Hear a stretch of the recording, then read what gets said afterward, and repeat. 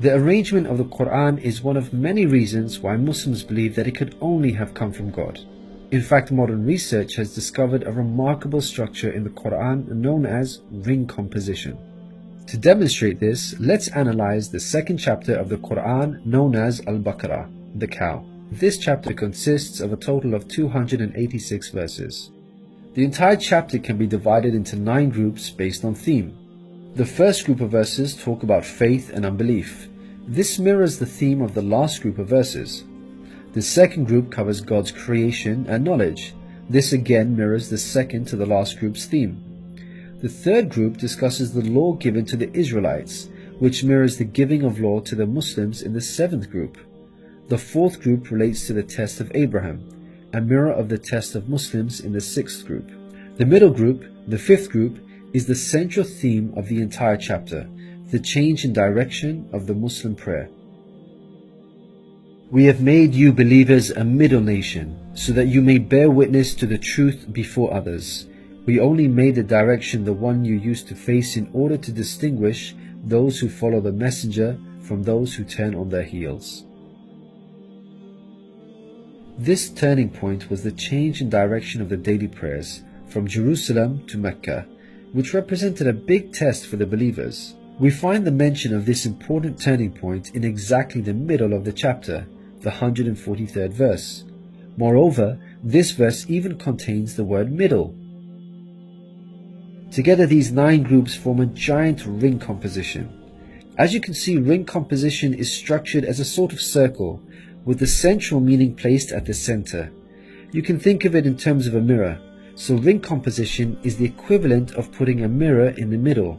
What is mentioned in the first half will be reflected in the second half. Things can be taken a step further. If we examine these 9 groups, we find that they each contain sub-ring compositions. So what we have is rings within rings. For example, here is the 8th group with the theme of God's creation and knowledge. We can see that the beginning and the end both have the themes of giving and charity, and the central theme of God's power and knowledge is placed in the middle. Things can be taken further still. This sub-ring contains yet another ring within itself. This is the 255th verse known as Ayat al-Kursi, the verse of the throne. Just like the chapter which contains it, the verse of the throne can be divided into 9 groups based on theme. The first and 9th parts each mention God's personal names. The 2nd and 8th parts both state that God never tires. The 3rd and 7th parts describe that God owns everything in the heavens and the earth. The 4th and 6th parts make it clear that God has total control over us and we are dependent on Him. Notice that the middle of this verse mentions before and after, which could be yet another allusion to the mirroring of ring composition. It's worth highlighting that not only does the verse of the throne contain its own ring composition, but it is also positioned as a sub-ring within 2 larger rings, a concentric ring composition. We can see that this chapter of the Qur'an is marvelously designed, being precisely and tightly arranged according to the principles of ring composition. This precision in arrangement is in fact astonishing when we consider the timing of the revelation of these verses. To appreciate this, let's consider the analogy of building construction. Imagine you had the task of building a house. Rather than waiting until you receive all of the materials and then drawing up a carefully thought out design plan, you instead decide to proceed without complete knowledge of the constituent parts, constructing it piecemeal, adding to it bit by bit as and when you receive the individual materials.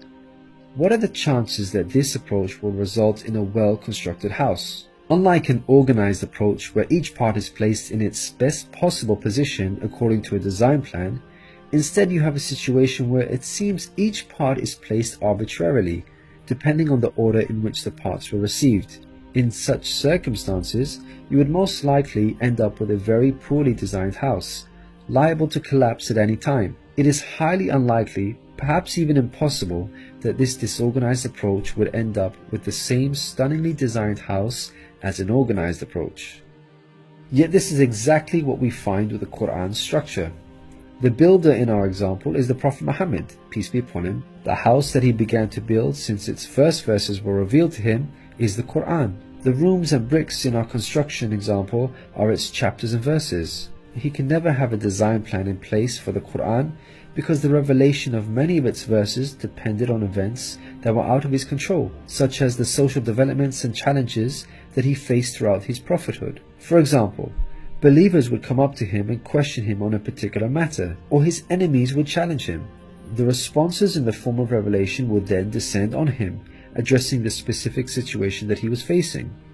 How could Muhammad have devised such an intricate plan when he could not predict the events that would dictate the revelation of verses? Such an arrangement would have to be planned in advance, but this was not possible due to these events being out of his control. What this demonstrates is that the author was someone who could predict the future.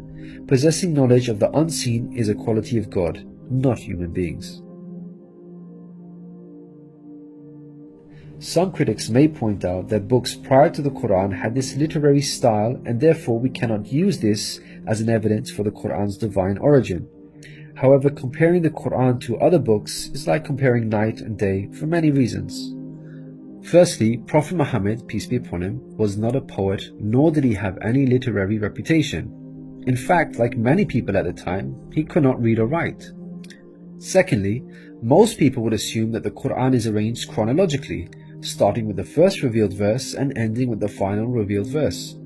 This is the order in which books are typically written, in a logical sequence starting with the beginning, then the middle, and finally the end. But the way the Qur'an was composed is unlike any other book. Al-Baqarah, the chapter of the Qur'an that we have covered, was not revealed starting with verse 1, followed by verse 2, then 3, and so on. Rather, its verses were revealed out of sequence, over a span of many years, and interspaced with the revelation of verses from other chapters. The Qur'an's unusual manner of revelation makes implementing ring composition much more difficult than conventional books. Thirdly, conventional books follow an editorial process by undergoing multiple stages of editing, which allows the author to gradually refine the text over time. However, the Qur'an did not undergo an editorial process. Prophet Muhammad, peace be upon him, would place the verses in their positions as soon as they were revealed to him. With each new verse, he would not go off and review what had been previously revealed to see where he can position them in order to maintain a ring structure. Rather, spontaneous revelation was immediately followed by the placement of the verse, its position fixed.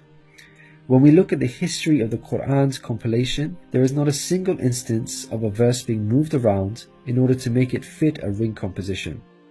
Fourthly, achieving ring composition in conventional books is much more feasible as the author has complete control over the content, allowing them to plan their structure ahead of time.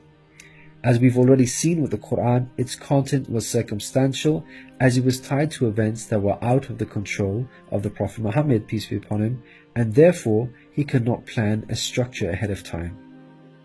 Fifthly, the Qur'an was first revealed as an oral recitation, not in written format. With written books, you can easily plan a structure because you can quickly and conveniently refer back to what you have written previously. But with a recited text like the Qur'an, the Prophet Muhammad, peace be upon him, would have had to rely on his memory in order to recall what was previously revealed, a much greater challenge. In light of all these difficult circumstances, wouldn't you expect the Qur'an's structure to be jumbled? What we find against all odds, however, is that the Qur'an contains a remarkably sophisticated structure.